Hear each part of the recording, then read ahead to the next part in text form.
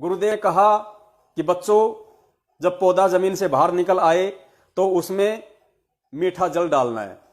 और गुरुदेव का परिवार कह रहा है कि जैसे पौधा जमीन से बाहर आए उसमें मिट्टी का तेल डालना है। तो सत्सेवकों को छोड़ के 70% लोग उस पौधे में मिट्टी का तेल डाल रहे हैं। अब मिट्टी का तेल डालोगे तो वो जलेगा या बढ़ेगा, ये सर्वविदित है। गुरुदेव ने बताया कि बेटा, गुरु बिन माला फेरते, गुरु बिन देते दान, गुरु बिन दोनों निष्फल है, चाहे पूछो वेद पुराण। तो आज संगत किन लोगों के कहने से और किन लोगों को दान कर रही है? क्या वो परमात्मा का लिखित विधान नहीं तोड़ रही?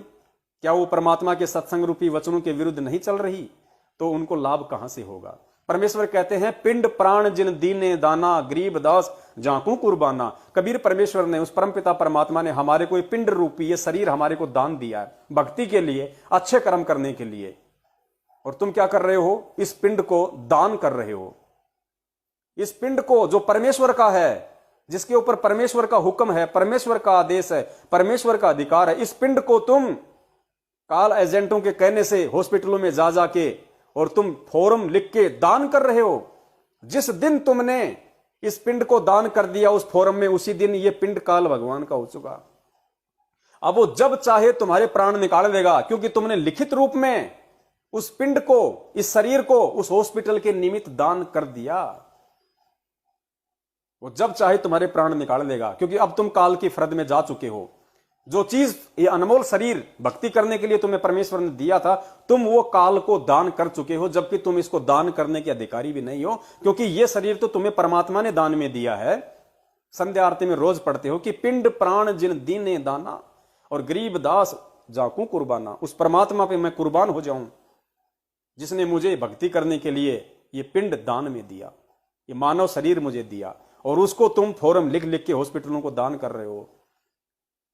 तुम काय के भगत हो?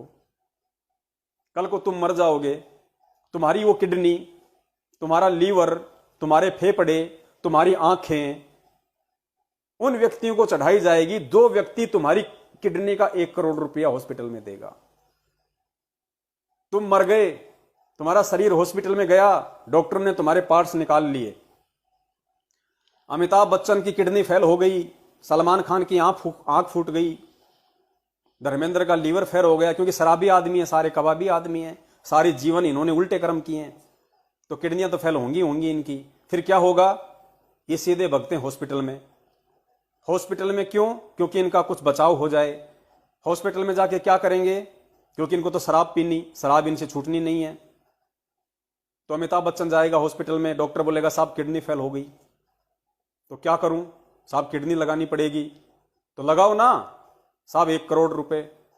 अरे 2 करोड़ लेना ना, तुम लगाओ ना किडनी। अब वो किडनी किसकी? क्या तुम्हें पता है कि तुम्हारी किडनी तुम्हारे गांव के हॉस्पिटल में रहेगी? तुम्हारी किडनी देश विदेश में घूमेगी, मोटे मोटे पैसों में घूमेगी। तुम्हारी किडनी का व्यापार होगा, बिजनेस होगा।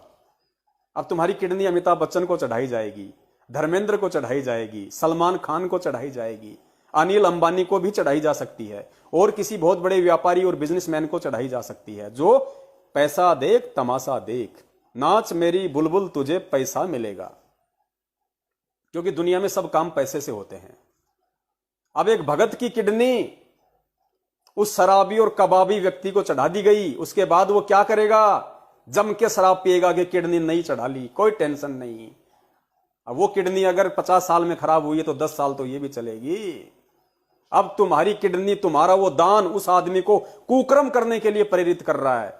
तुम्हारे किए हुए उस किडनी के दान से वो व्यक्ति शराब पी रहा है, वो व्यक्ति मांस खाएगा क्योंकि वो जिंदा है, वरना वो मर जाता, लेकिन तुम्हारी किडनी ने उसको जीवित कर दिया। अब वो और ज्यादा कुकर्म करेगा कि कोई बात नहीं, अगर ये भी खराब हो गई तो और चढ़ा लूंगा, आंख खराब हो गई तो दूसरी आंख ले लूंगा, क्योंकि लोगों ने दान कर रखी है। पुण्यात्माओं, तुम कहां जी रहे हो? काल भगवान की यही तो सूक्ष्म चाल है वर्तमान में। वो इसी तरीके से तो भगत समाज को ठगेगा, और ठग लिया। ये आमने सामने की लड़ाई नहीं लड़ता। गुरुदेव ने सत्संग क्यों किए? पुस्तकों में दिन रात 12-12, 2-2 बजे तक आंख फाड़ के क्यों पढ़ाया?